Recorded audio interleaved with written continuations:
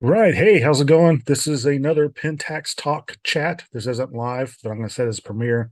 So there should be a chat if I do everything right on the side. It might not show up for 12 hours after the video has premiered. I'm not sure. I haven't done one of those, a chat with it before. So we'll see. But if you have any questions about anything I'm talking about, you could just ask in the chat or ask in the comments below the video. I'll leave some links to some different stuff in the description below. And yeah, Pentax Talk chat. Let's get right into it. Go ahead and subscribe if you haven't been on this. I think most people that are Pentaxians have probably seen my channel before, hopefully. But anyway, I just kind of talk about what's going on with Pentax and various experiences I've had within the past however long and answer any questions. So let's first go into what's going on in the Pentax world. Sometimes it's slow moving, but I did see here today. Let me go share my screen, um, and we'll talk about on Pentax rumors. If you're not on there, they give rumors, but a lot of them are true. They're just press releases and whatnot. So this is these are some lens that they're discontinuing for them. So I don't know if they're doing this because they're going to make these PLM lenses or what they're doing. Um, but the 60 to 250 f4, the DA star lens, so since they're discontinuing them, you could a lot of times they'll mark them down in price. Now I hadn't looked at this before in a while. As you can notice here on B&H, it is discounted uh, $300 right now. So if that's something that you want to pick it up here for $300 off, basically. And the 200 millimeter f 2.8 DA Star, 14 millimeter f 2.8. Hadn't tried that lens. I would have liked to try it. I've looked at it several times, but the reviews I've seen on it, I'll talk about that in a little bit later. Uh, and then I think didn't they announce that they were coming out with a new macro? So that's maybe why this one's getting discontinued. This DFA 100 macro, the f2.8. I mean, that's a small lens on a K1. If you've ever put that thing on a K1, since it is an FA for full frame. Um, so yeah, all four of those are being discontinued, which is crazy. So, like I said, some of them they might be putting like the PLM on it, but who knows? I guess we'll find out shortly. And while I'm in here I want to share this because a user or a viewer shared this with me, and I thought this was really cool. You see there, aperturemedia.com Pentax uh, dash K mount. So these are all the K mount lenses, the dash A and dash M and the older lenses. So this is a really helpful thing if you like the vintage lenses, because it's got all sorts of good information here. The elements, the blades, if you don't know, the more blades you have, typically the more your bokeh will be more ball-like in shape, a little bit more pleasant bokeh. So that's helpful in the closest focusing distance. In case you need to know what millimeter filter thread you're trying to just have one filter thread fits all type of deal without using a bunch of step rings or whatever. And it has the weight here in grams.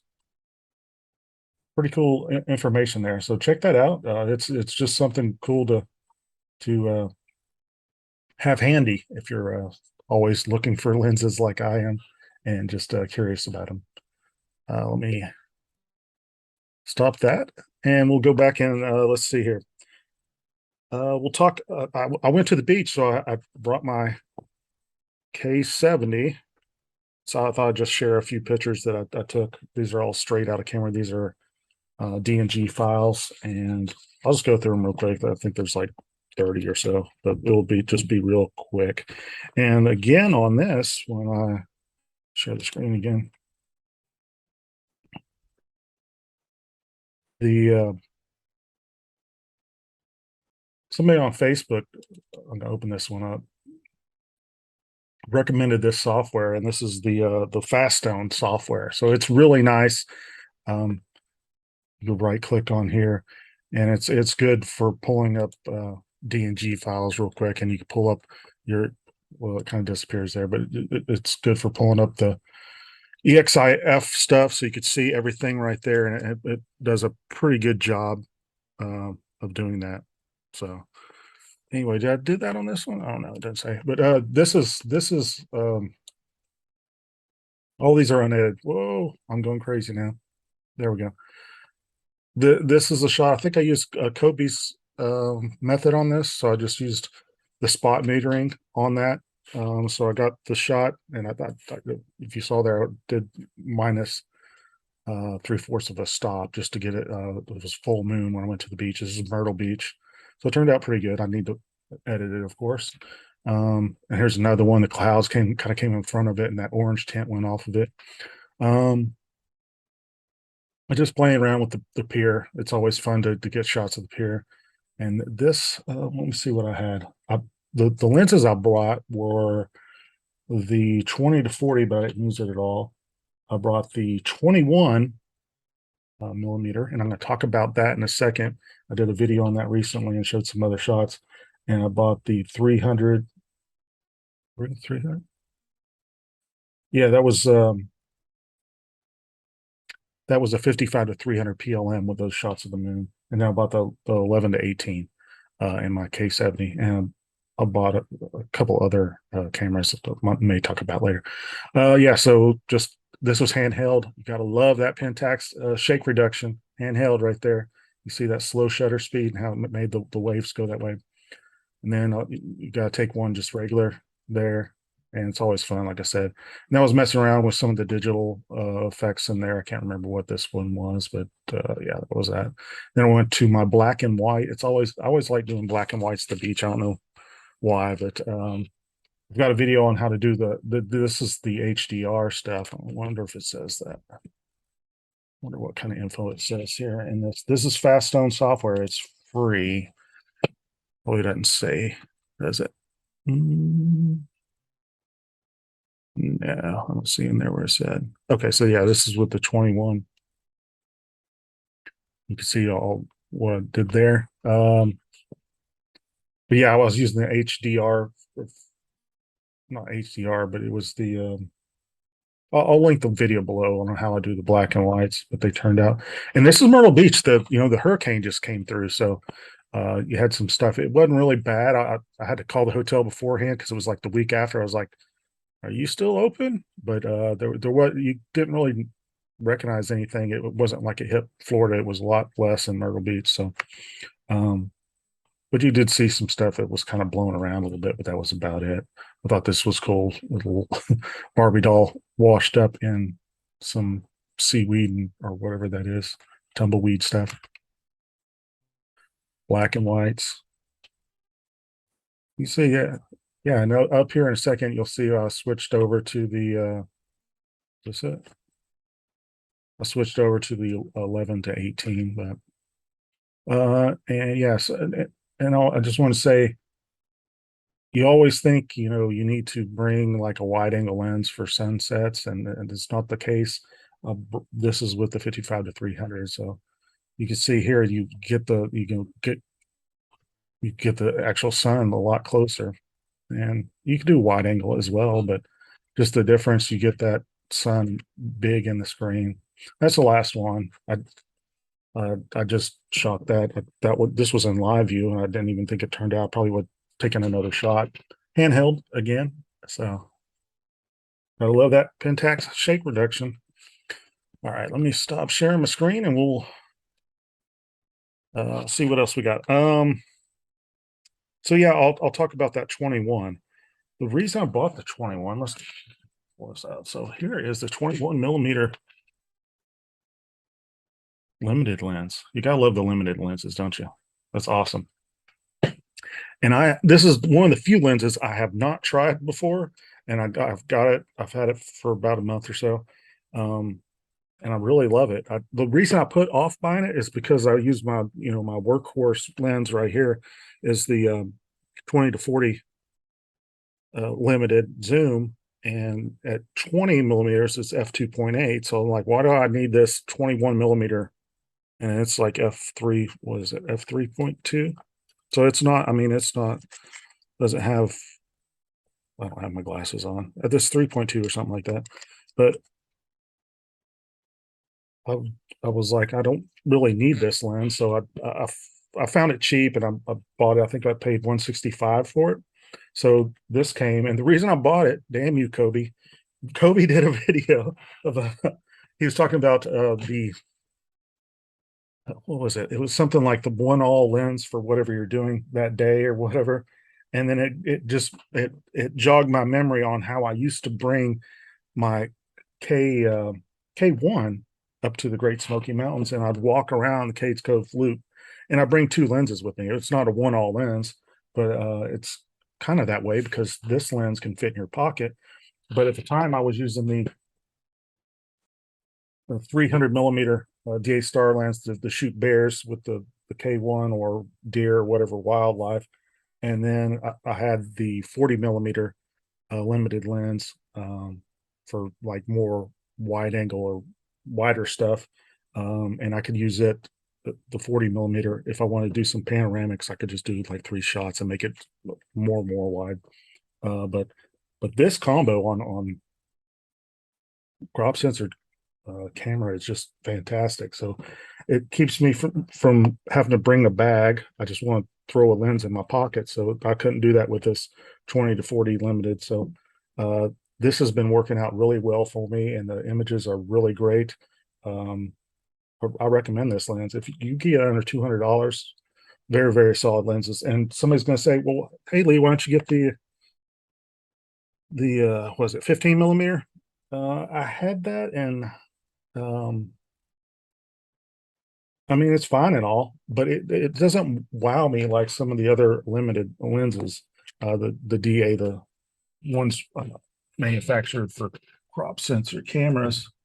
Um, and then I think some people asked me when I put the image samples of this on my latest video, they were saying that this was the best one. So if I had to rank all the limited, the DA ones, not the FA ones, but if I had to rank those, I think at top I would put, because I've used them all. As far as prime lenses, I'm not gonna, that 20 to 40, I use it every day for just general use photography for my eBay stuff.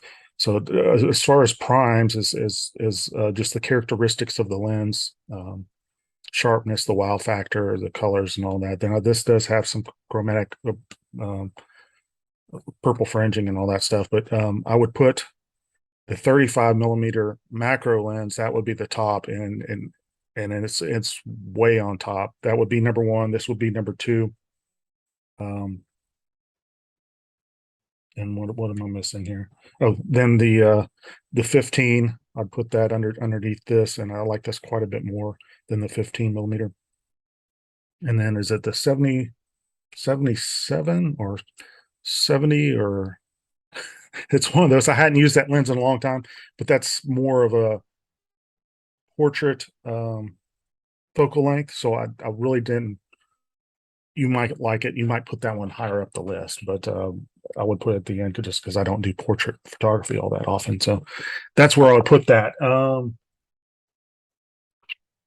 Let's see here. With that being said, we could talk about get a drink here. This is my home brew. If you don't know, I've got too many hobbies. I brew beer occasionally, and this is my amber that I brewed. It's pretty good. Little bit hoppy. I like hoppy stuff, but I think I kind of overdid a little bit. All right.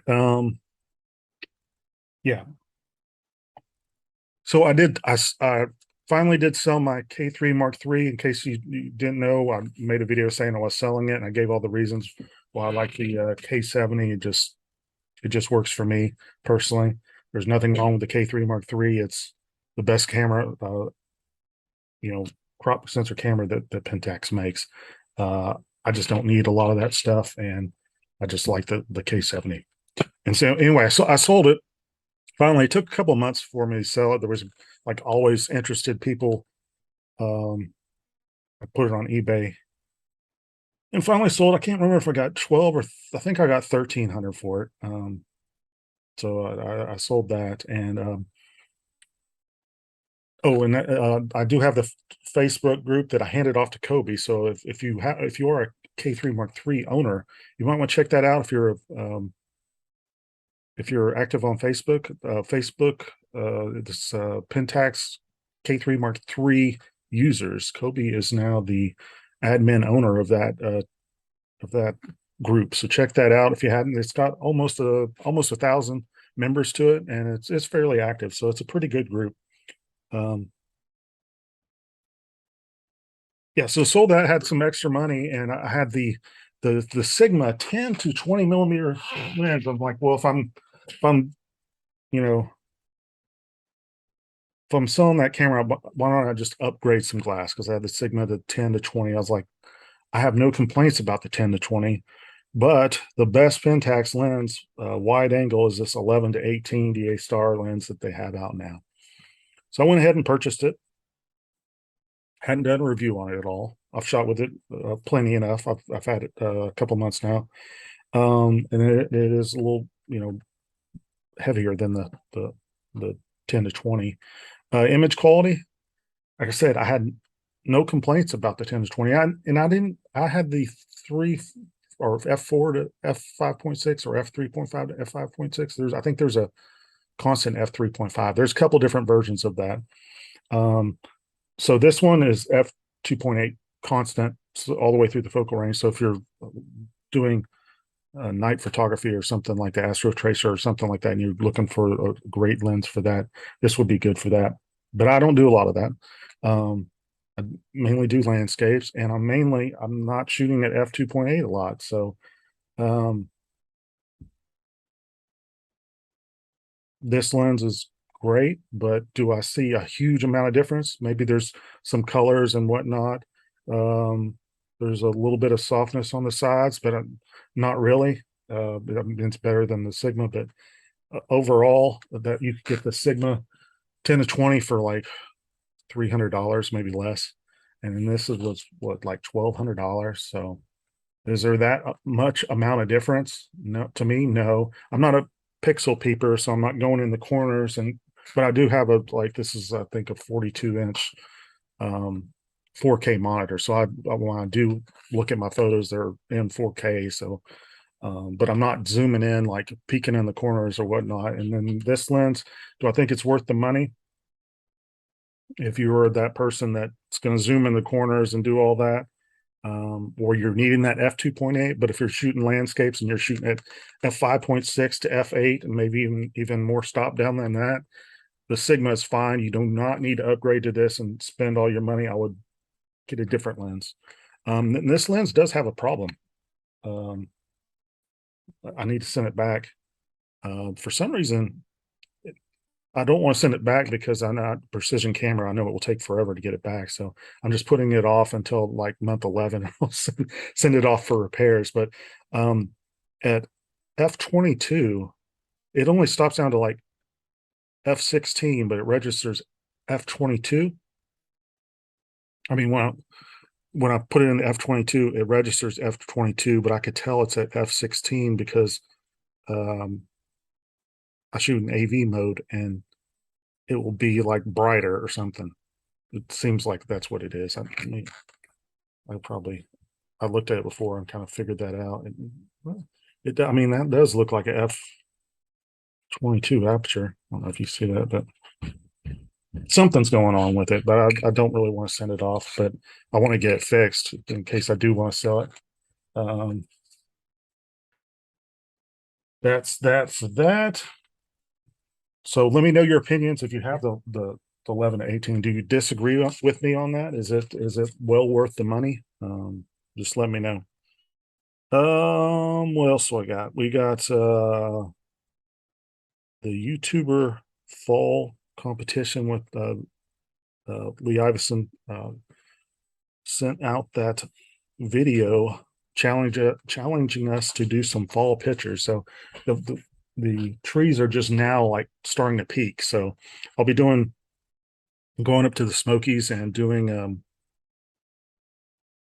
doing some fall photography. So hopefully I get something really solid. I had a couple of different ideas, and just instead of just doing a landscape or some trees, maybe doing something a little different, because I'll, I don't know, I have so many shots like that. So I thought about doing maybe a product shot with some colorful leaves in it, or uh,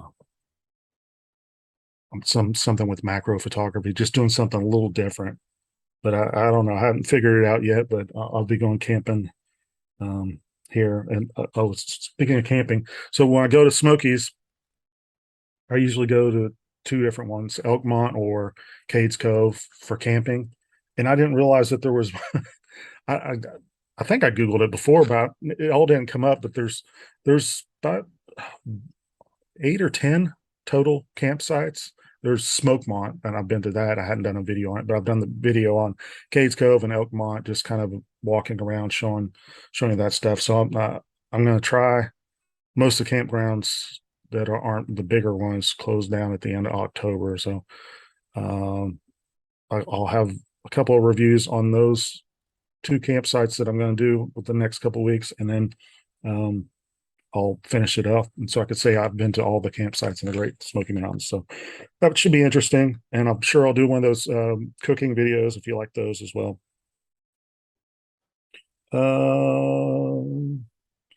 And that is about it. I'm just going to go over some quick stuff that I got off eBay. I know some people like that stuff. I ordered a big lot of lenses. Now this one's not Pentax. It was the photo was so wide angle, and you couldn't really zoom in and see what it was. I think it was 20 lenses, 25 lenses, somewhere in there. And I got it like $63 plus shipping. And I started to do one of my unboxing videos. And the funny thing about it is I kept on open these different ones up, pulling a bubble wrap off of it, and I would get this lens every time. I got 11 of these in exact same lens. This is a Nikon mount. It is a ProMaster. If you see that, ProMaster 135 f2.8. So I got 11 of them, which is kind of cool because it makes it easy to list. But I've already sold a bunch of them. I still have two more with the list. So uh, I may put adapters on some of them and sold them, and then I just sold them some of them straight up with the AI Nikon mount or whatnot. So I thought that was interesting that I was like, who donated those? They had 11 of these things. It must have been a camera shop or something that went down or something. I don't know. But they're all used. It's not like they were new or whatnot. They have some wear on them. So very interesting on that. The next one I got was Pentax, and this is kind of cool because this thing is old. The ZX50. Whoops, I don't know if you can see that.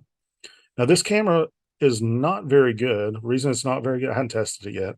But this one's, I think it's new in box because see that. It's got the bag that hasn't even been opened. It came in with this kit, and I hadn't opened all this stuff. 28 to 80, which is a cheap lens, but it seems like it's new in box. Oh, it's a silver edition too. So I mean, it's like $40, maybe a little bit more. If it wasn't in the box, it'd be more around 30. So, and then the ZX. The thing about the ZX is this 50 is they suffer from shutter problems and mirror lockup. You'll find these, and it's a large percentage of these when you find them. They'll be so. Even though this is new, I'm going to pull it out, or I don't know if it's new, but I mean, it's still got the strap in there. So if I'll pull it out and test it. I'm not going to call it new, but I'll just say it appears to never have been used. But well, I guess I can pull it out and show it to you, huh? That would make sense, huh? There we go. Well, it doesn't have the body cap on, so, and the mirror's not locked up at this point, but when I put batteries in and take a picture, it might lock up. So we'll find out. So I'll be selling that. on my eBay store. The links below if you want to buy any of this stuff. Also did take, I didn't mention this, but I did take the another camera I got recently, not Pentax related, which I was very happy to get because I was wanting one of these before, is a Sony, and I don't have it in my hands. It's upstairs somewhere. It's a Sony A65, and I shot a video today, and I had my Osmo GoPro thing, mounted my chest, and I was talking about the camera, and it was like I didn't, the angle on it was wrong, so it was all like half off the screen, so I have to reshoot that. But I've got some image samples of that coming up. It's a really cool camera.